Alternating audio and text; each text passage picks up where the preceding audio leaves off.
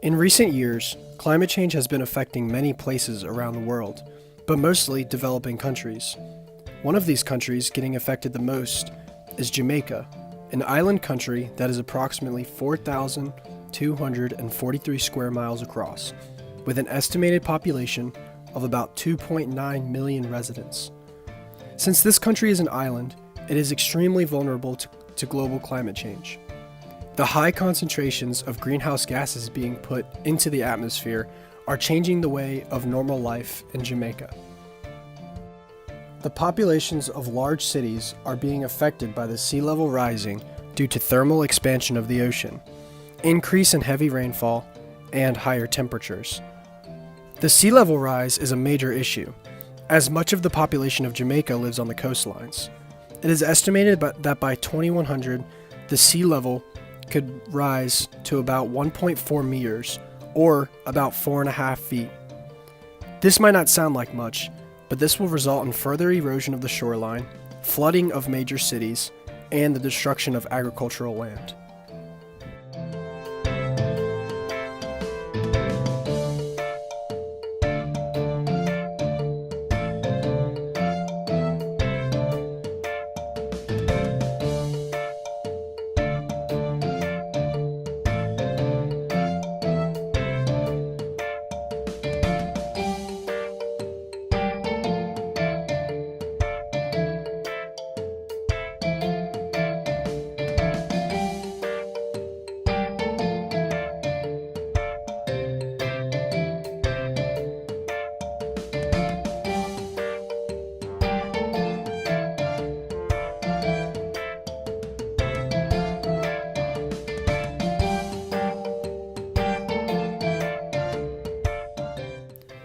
Since most of Jamaica is a developing nation, they rely on internal crop production, which is now being affected by extreme heat and more frequent droughts.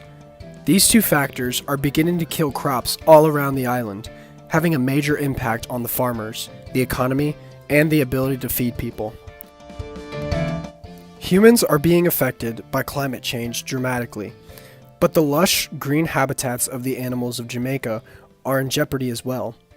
There are more than 8,000 recorded species of plants and animals, and more than 3,500 marine species here.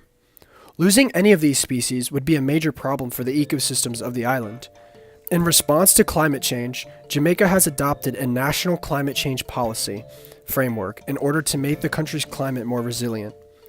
Under this policy framework, they will be using more sustainable and green sources of energy, have more disaster risk reduction, develop climate-smart agriculture, develop climate services, and control land management in targeted rural and urban communities.